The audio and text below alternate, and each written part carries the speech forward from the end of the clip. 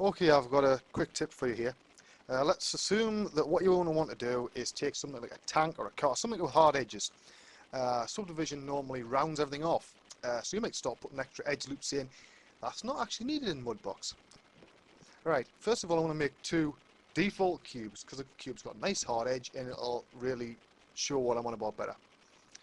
And once I have a little bit of a mess around with the selection here, incidentally the selection is just using the object selection brush, and I'm moving around with the translate both under the transform tools tab.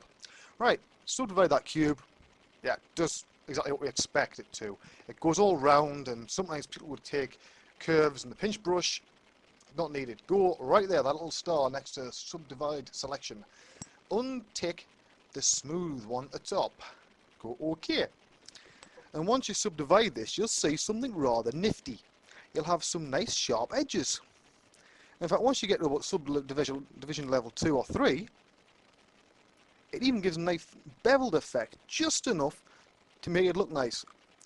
So now we can detail all those hard surface things, and if I take them both back up to down to the original subdivision level, you'll see that it hasn't ruined the geometry, it hasn't added edge loops, they're both identical.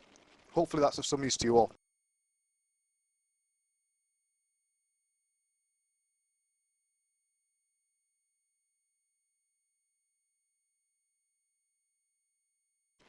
Okay, here's another little tip for you. Say you've been working on a model, you think, you know, he'd look great if you had a set of eyes so I could actually check this. Maybe you want a hat, maybe you have modeled some low poly hair and you want to check things. There's a way of doing that in Mudbox and it's dead easy. Now you can see that's just that daft model that turned into the Brainiac one. Just go to import and I import a set of eyes. Now that could be anything. That could be armour for a big muscly dude that you're going to do some detailing on. It could be anything, any model at all, any geometry. For eyes, what I would recommend doing would be to lock selected. Subdivide it once just so you get a nice sort of round edge to the eyes. Then you can go back up and you can start checking things. But as I say, this has a lot of legs and a lot of room for development model-wise. If you think you're working on a character, say you're working on a head like this, and you think, you know, I've got a body that I've been working on, that would be great. You import the body. Maybe you've got some armour lying about. Great.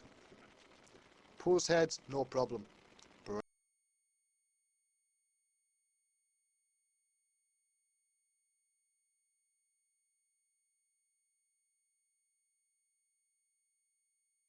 Okay, here's another one for you, another quick tip.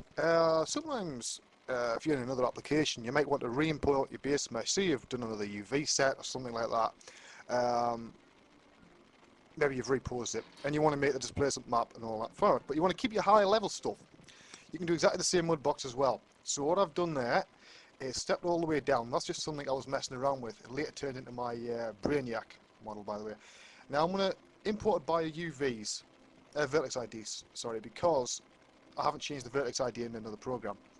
And you can see I step right the way up and it'll still keep the detail. This is obviously great if you pose in a mesh, but do not renumber your Vertex IDs in the program you're using and it will work absolutely fine.